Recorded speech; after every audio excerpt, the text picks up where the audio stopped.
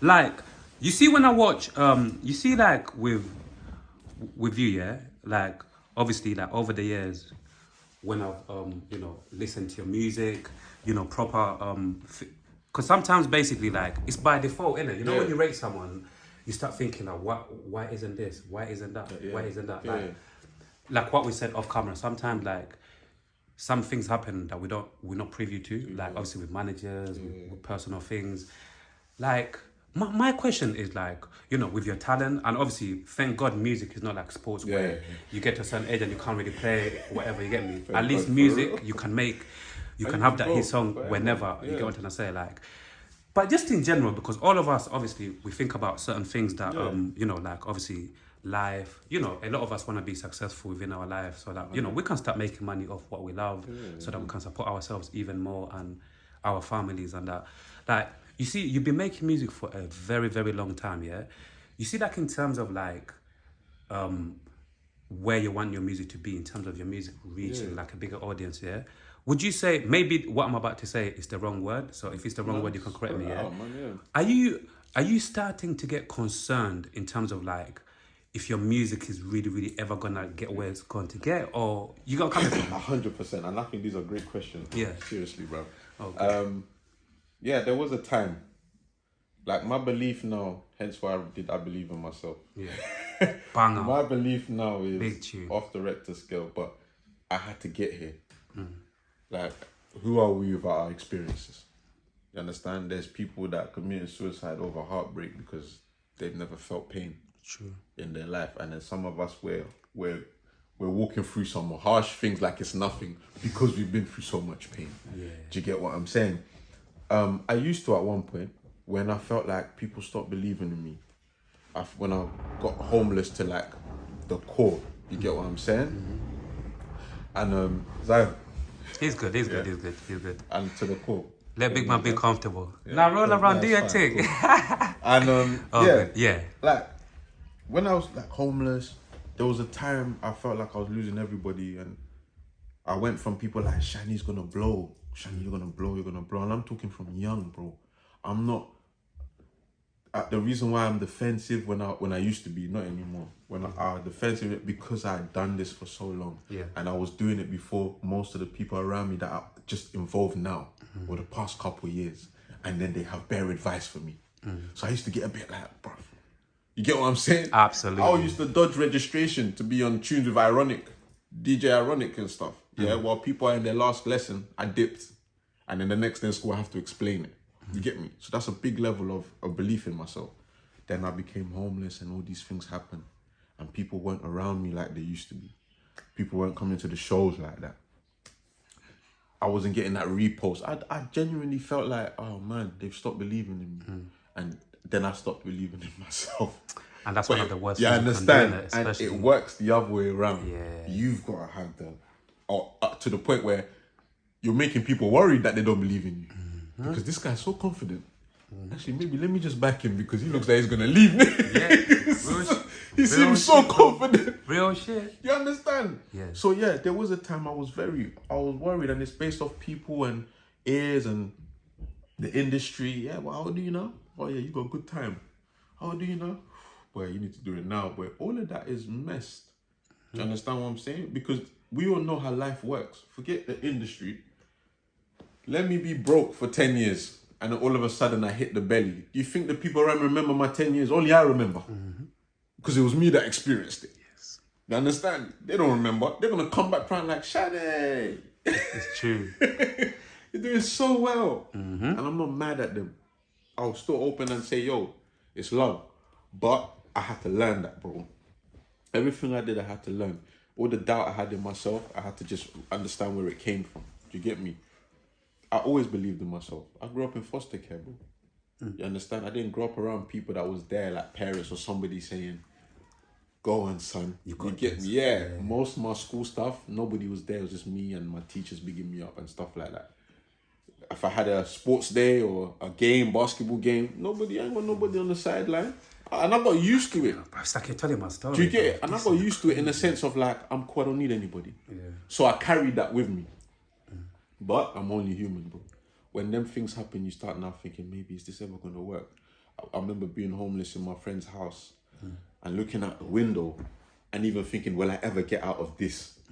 Let alone my music. Yeah, bro. Fuck it. You understand? Because that first year of homelessness, you don't think it's going to be... Altogether, I was homeless for about 3-4 years. Yeah? That first year, you don't think it's going to be 3-4 years. You just think, I'm going through a hard time. It's going to fix itself. Though. Second year, I'm still moving around people's house. Okay, I'm going to be okay. You know, once I get a job. No, we're in third year now. I'm still out here. And now things are even getting worse. So now it's not just you don't have a house, no money. Things are getting... You're running out of people's... To you, like, options. Yeah. You understand? I can't go back to my man's yard. We almost killed each other last time. I can't go back to... I can't live with that girl there, man. Now, I'm running out. Can I quickly ask you a quick question? Obviously, you've mentioned it a couple of times, like being homeless. By the way, I'm an open book as well. Like, bro. I was homeless as well too, yeah. But before I ask you the question I'm about to ask you, like when I had my situation, I'm gonna quickly just say this, obviously I came back here, and I think I'm gonna say this for the first time. People don't know, When I came back here, guess where I was sleeping, bro? Exactly where you're sitting. Exactly where you're, brother. This was my bed, bro. I'm saying this for the first time. People ever know. That's crazy. This was my bed. Obviously, I got videos and pictures. One day, I'll obviously probably tell it, you know? And you get me with the reason with what I'm about to say, what I'm gonna say is when I had my situation, bro. Obviously, a lot of us, to be fair, a lot of people who become homeless, like you never ever, obviously, when you're young, when you're doing good, you never ever think it's gonna happen to you, 100. Right? You get me? Big fear for me, bro. You never feel like it can happen to you. So when this happened to me, bro, when I came back here, do you know one thing that I couldn't contemplate for a while is I'm back home in my family home.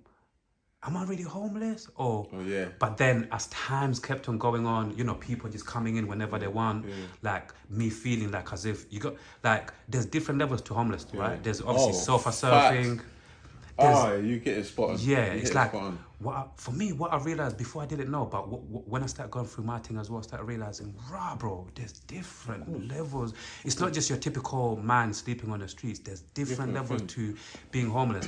And even the question I'm going to ask you, going back to you, bro, do you feel like, because I'm not going to lie, I'm going to answer this question quickly. My answer to this is no, But for you, with your homeless situation after going through everything that you've gone through, bro, because that tests a lot of your mental, your self-esteem. You don't even realize you're going down. You don't until you realize. You get what I'm trying to say? Like, going through your situation, quick question, going through your situation, would you honestly say that you have fully recovered from that whole situation, or you're still kind of like, going through, you're still healing? God, these questions are so sick, bro.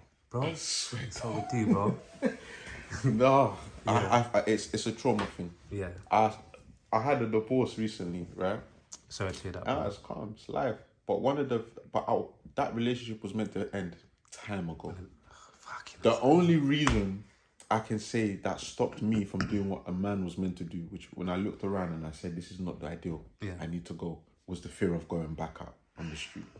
And I'm not afraid to say those things. I had to build the courage to say, you need to be out there because it's better than it's a problem if you stay here. Yeah. But what held me out so long was just simply, I'm comfortable again. I got my daughter, my wife's there. You understand? Yeah.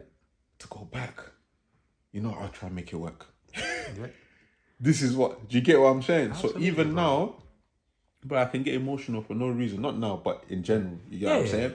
Bro, we're humans, man. You get what I mean? Like, in general, when sometimes I was talking to my bedroom the other day, and my sister as well, she opened the eye to this for me. I said to my bedroom, bro, sometimes it's hard because people see me and they enjoy my energy when I come around. But nobody comes to check me, bro. I'm about to drop the camera, bro. Do you understand? And my boy, and I got emotional to him at the time, innit? Yeah. I was like, bro, I'm used to it, and I don't ask for anything, but it still hurts. It hurts, especially days when I don't have much. Especially days when I just need someone to show me they care. Yeah, bro. Nobody comes to check me. I'm somebody that goes out. I go out. I've done it since I was young. You understand? You give out your energy to other people. You make people feel good. get But it? it's like when it comes to you, it's like I just don't get it. You get it? So they moved me from Camden and they fostered me in Tottenham. yeah. All I ever used to do is take the bus back to Camden because this wasn't my ends. It became my ends later. Later, okay. You understand? I made friends. I went to school in Barnet. I started to know people. making You going friends. with Green? Yeah, okay. You understand? But first, I'm just going right back to where I know. Even though those people, as time's going, they're even forgetting about me because I don't live in the ends anymore. So sometimes I'm coming to the ends. They've already gone on motives, and I'm looking for everybody. No one's around, so I just come back to Tottenham. So if you see one of the blogs that got written about me, the title says The Soloist. I chose that title. The soloist. Yeah, and the soloist, which as the word sounds, solo. Yeah. It's just a man that moves on his own. On his own. Yeah, and why I say that is because my sisters brought this to light to me just to give me some level of comfort of how I was feeling. And she was like, I think it's important that you really start to live life for you, Chany, right? Because when you look at your life, technically, it's almost like you've been homeless your whole life. Fuck. You spent half of your childhood living in other people's house, foster care. Yeah. You come out of foster care and you're homeless. So you get your house for a bit, you mess it up, cool. You're back to living in other people's houses, yeah. Jesus. She hit me with such a deep one because this was during my divorce, and she goes, even when you married that woman, yeah, you went and moved into her house. Fucking hell. And I sat there and said, sis, and she goes, I just think now it's time to really, you owe yourself. And that's what this energy everybody's seeing, this Planet X, all of that, this is me turning around like, rah, what the, nah. Do you get what I'm saying? So that homelessness thing, it still carries, it's still behind me. It's still something that really, it left me sour. It left me resentful. Them times I used to hate my mom. I used to be so angry that my life is the way it is because I didn't ask to come here. And then now you're here. It's like And now all of I'm these here. things are happening. And all this, and I'm constantly getting blamed, or not blamed, but being made to feel like I should just know better. You get it? I got made to feel like that with friends. Yeah, but bro. Do you get what I'm saying? To the point where I would get defensive. And then that would get used against me. You know, I get told, yeah, but when man tries to chat to you, just get defensive. So I would sit at home and think, what do you lot want to see from someone like me that you know the things of? What do you want? You want me to wake up and just say, I got this? Right? The person telling me this advice, or the people I'm having these communications with, some of them have that parent at home that's going to bend over backwards. Yeah. Some of them, and it's not a hating thing. It's just that, mind what you're saying to me. You understand? Because our journeys are different. It's mad different. Yeah. A lot of my peoples know that I was abused as a child, but they don't know the details. I never shared it with you. So when you start a conversation with me and say, obviously, I know you went through it when you was young. Now I have to stop you and say, what do you know? Because you keep shutting me down and making me feel like I'm just complaining. What do you know? You understand? Because if you've never, you look at your mom and your dad, they've never done this to you. So do you understand when the people that are supposed to raise you have done this something, it distorts your reality? Yeah, it does something to your mind. Of course. Yeah. So I grew up angry. I will fight you. As soon as I feel some violation, slap. So my school friends, like secondary school, they would make jokes like, this guy was tapped in school. One of them ones. You understand? He was crazy. At first it was whatever, but as I got older, I would have to correct it. Like, bro, you always say that, but it wasn't. I was going through bare things, bro. You know what I'm saying? Man just took it as I was crazy.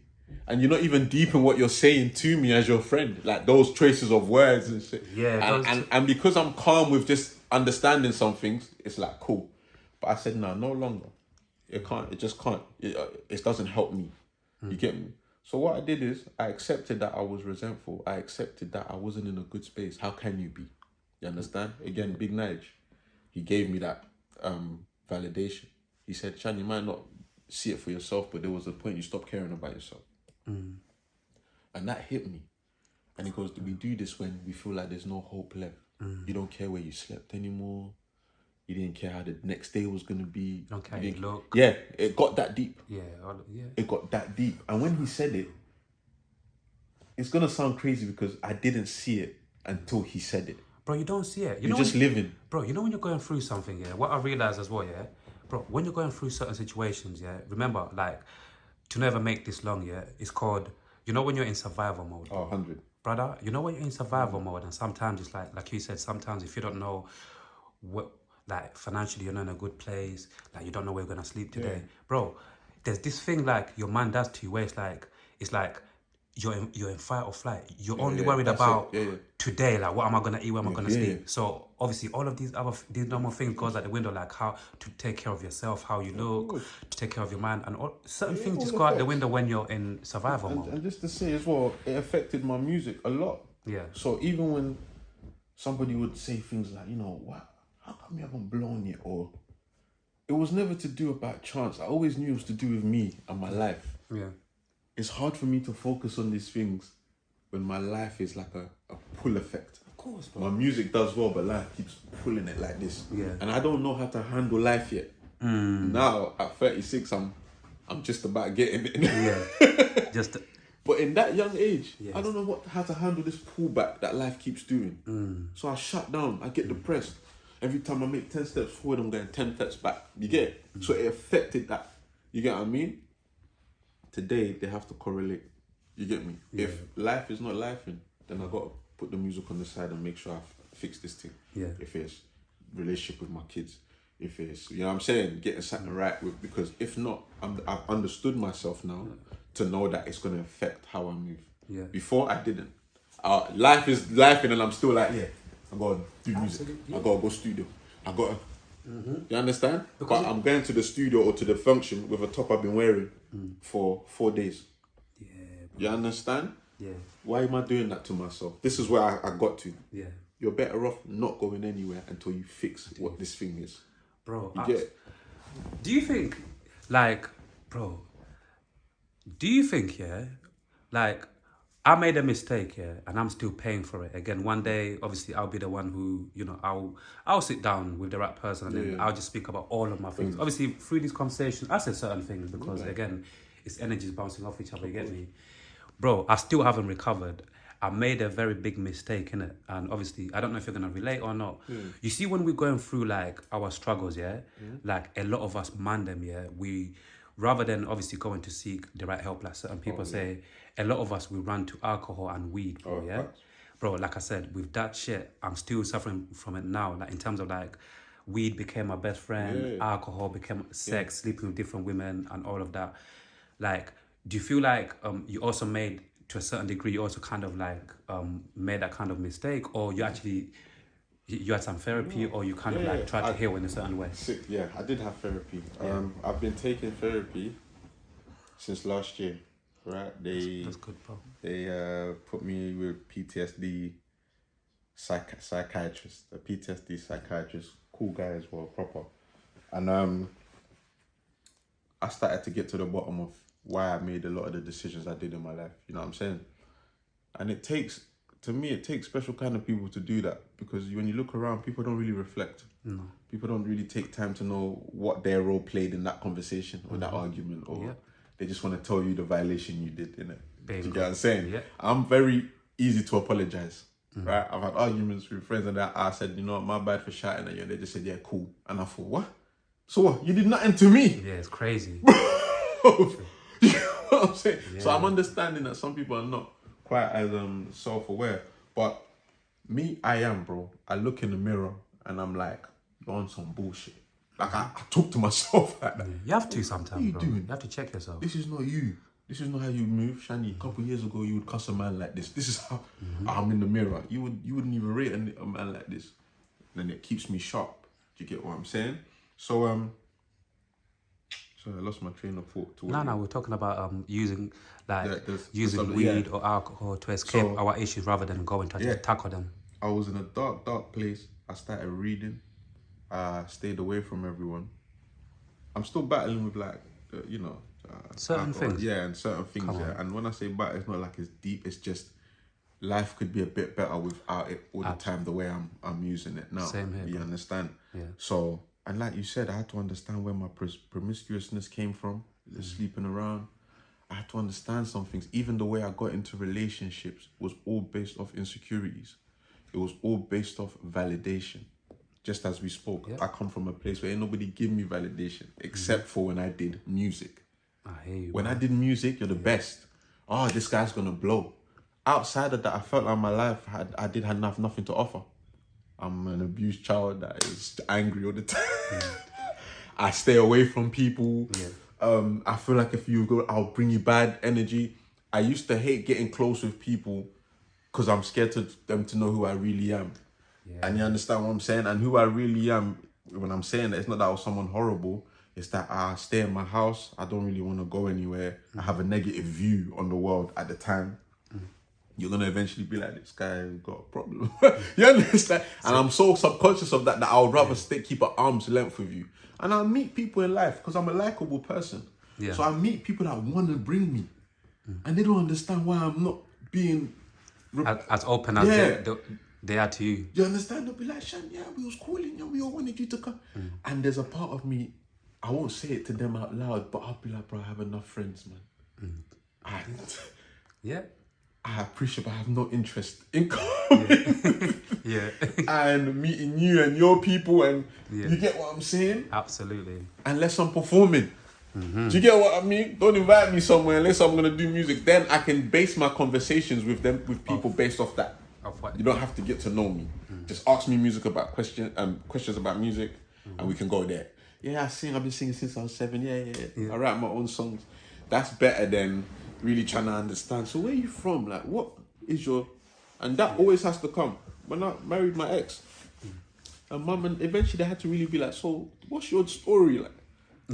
Because they see me, I'm a nice guy, I'm cool, but there's always a point where it's like, who are you? And that question used to scare me because I can't tell you yet. I can't tell you. I don't know. I'm just lost. I'm so scared. Half the fights I had when I was young, you know how many man rated me for fighting? I used to love, bro, I could rock, bro. As a short guy in school, African, bro, I will punch you up. But it wasn't done in confidence. A lot of it was done in fear because I feel like you're trying to do something to me. So before I'd even punch up some of the people I did, I'm already shaking under the table. Do you understand? Because I don't want to do this. I'm actually calm. But I feel like I have to defend myself. Because I'm coming from a place where no one's going to defend me. Do you get what I'm saying? Absolutely. I don't makes perfect sense. Bro, I got man them, I can literally tell them, yeah, man, some guy tried to move to me on Seven Sisters, but man, I just rocked him, and I got it. And my boy would think, why didn't you? I was just on Philip Lane. But I'm just not built like that, bro. I don't have time to wait, bro. But it's not because... So let me correct myself. So it's not now just because I'm not built like that. I started to understand I don't trust anybody. Okay, even that, Do you get it? Because that comes with trust. It all links up now. That comes with knowing that person's got me. So for many years of my life, I didn't believe anybody's got me like that. You get what I'm saying? I just have to fight my fight and think, if I have relationship issues, I'll keep it to myself. If I share it with my mum, she will take it like, just as women do. What did you do? Rather than understand, oh man, my son's trying to find himself. He's having an identity crisis. When do you, like, just like me, you're from a big family, yeah? Like, Super big. Hey. when did, has your family always been like distant from each other in terms of like individuals, or it just happened over years when people obviously grown up out? So if you saw some old school photos we had, those were good times. We all came from Congo around the same time. There's some man in my know till today. Their mama, we know each other's families from Congo. When we came to this country, we used to do them Brighton trips. Big coaches. Some people there, they got beef with each other, bruv. That were there as kids. That's their dad, that's their... But they're beefing now because of ends and shit. Yeah? This is real life. You get what I'm saying? So that was there. But when it comes to my family, we're so big. My dad had so many women. Yeah, I'm the oldest in my mum's side. My brother Patrick, he's an older from his mum. He has a different mum to me. We just grew up close because we grew up here. They sent us here to be raised by our auntie. So even though we're having different mums, we're starting to get rid of that because we're here every day. Do you get what I'm saying? But again, we're growing up in a traumatic house. A house that is not quite ideal. People on the outside wouldn't understand it. My house was always clean. When you come there, my auntie will be nice to you, so you can't think anything other. So me going into foster care was a big shock to a lot of people. But my brother always backed it because, we went through it together, fam. You know what I'm saying? And no one taught us how to deal with issues amongst each other. So as soon as siblings and people, we just go in our corner. As soon as I don't agree with my brother, we just don't talk. And even the way we will talk, it'll just happen. But nobody will address the issue. Bingo. Where is that though? Because it seems like a lot of our families have the same shit as well, where it's like, you see people usually say like, the older you get, like, obviously, not everybody because age is just a number, but you know, sometimes the older you get, it's like, your communication skills should be getting better. Like, we should be able to sit down and say, you know what, bro, like, this is what's going on, and then find a way to move forward, you get me? But bro. it seems like for a lot of our families, we can't even sit down and have certain conversations to move forward, to find a way to move forward. It's a product of our environment, man. Like, as African, half the time you don't want to talk to your children about sex. You don't want to talk to them about relationship. You understand, drugs. You just tell them, don't do it.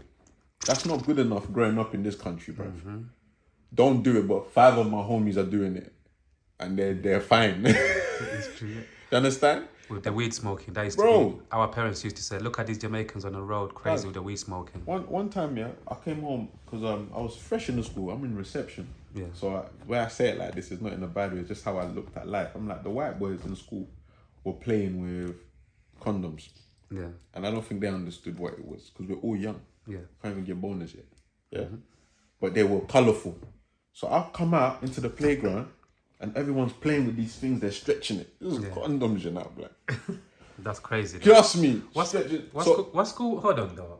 What school was this, like, little kids playing with condoms in the playground? One of these kids took it from their parents or something. This is why I'm like, when you look back now, you're like, fuck it. Because we're in reception. Understand that. Brother, reception. Understand that. So it means somewhere, somebody saw it and took it. Do you get me? And brought it to school. Yeah. It's the same way there was a boy in school that brought a page from porn thing. You get it? And we're too young to understand. Yeah. But he's brought it to school. The woman's legs is open. You can see the pum pum. So, and we're just there in the playground. And then the teacher found it. They got in trouble. But everybody knew that we don't even know what we're looking at. Yeah. Do you understand what I mean? So it was one of those scenarios, yeah? Yeah, your school. Your early school sound. It was crazy still. Bad. I took it, one of the workers gave me to take it home. Yeah. Took it home. But I'm an African child, bro. No one even explains this stuff at home to me. Condom. The heck is that? Do you get me? So I'm in my room. I'm playing with it as well because I thought it was like a balloon thing. Yeah. Crazy. My uncle sees it. He lost his mind. So what the heck is that? What are you doing? I had a slap, you know. Big slap. He sent me to school with a handprint. Right? And I always tell this story because I want people to understand the dynamics of how dangerous, how silly this stuff is sometimes as Africans when we do this and we claim God and we say church, but we're not having real convos with our kids, right? I went to school with a handprint on my face. My uncle slapped me so hard. Everyone could see the 5 fingers on my face. Sorry to even interrupt you. And you're black as well, you know. Trust me. Everyone, I was scratching People my are not face meant to be all seeing day. you when you're black. Bruv, all day I was scratching my face like this. And I always tell people, I'm like, the funny part about that story for me is I still never knew what that was I was playing with. Not once did the nigga tell me what the fuck this is. Yeah. Do you get it? Yeah. I realized what I was playing with when I'm in secondary school having sex education. Jesus. And they're telling us what, and I said, that's why this guy slapped me. He didn't even need to slap you though. You could have just explained, bro. Yeah, bro. And said, Chany, no, this is for adults. What's going adults. on here? Don't Who ever... gave you this? And I could explain to him what happened, and you'll realize, one of these kids in the school is gonna, childish yeah. Friends. Yeah. You just clapped me. Do you think also, like, in terms of like we're speaking about, communicating a lot, some of us, you know, growing up as well and kind of like taking on what our parents did as well in terms of like not knowing how to communicate. Do you feel like, a lot of us, not us, because obviously we could communicate, but you think like a lot of our siblings, people in our family, they're still, you know, like they've got the hangover from the older generation. They're still yet to unlearn it. Yeah. Because it becomes normal. I had to unlearn not to hit my kids, right? At first, I was just natural because it's where I come from. If I felt it was disrespectful, we did. But the problem is now, I'm growing up with my own trauma that's unresolved. So when I do that to my kids, I then feel guilty 10 times over. Like I'm the most horrible parent in the world. then I spoil them after that. So I've sat down and I said, nah, I don't want a habit of this. Yeah. I don't want them to know me like dad would just switch and then after buy me crepes because he switched too much. Do you get it? I just said I don't hit my kids. You understand? When I say this around certain parents, they think I'm some advocate for not hitting kids. Nah, I ain't with that. If your kid needs clappage, that's on you. Yeah. So you give them that clap so Real they don't talk. come out to society and do stupid stuff. Yeah. Yeah? Maybe. You get it? But for me, where I come from, how I grew up, Yeah. it's not the smartest thing to do. It destroys me. Do you get it? So I learned to raise my kids the way my foster mum raised me. And I got nothing but respect for that woman. And she never raised a finger at me. She ain't never raised one finger at me, bro. And I got nothing but respect. So she's already a example that, hitting is not always You don't down. always need to hit the child. Do you get what I'm saying? Absolutely. Man. So I started taking her thing. So where it's like, okay, you're going to face the wall. Or, you know what? You're going to stay in your room and no toys. And, you understand? And they'll still be crying like it's the end of the world. Yeah, the different forms of discipline, innit? You learn the But different... like I said, me growing up, I had my legs in the air and hands down, bro. I can't even do it. If I did that to my son, he'll think I'm a demon. He'll think I'm a demon.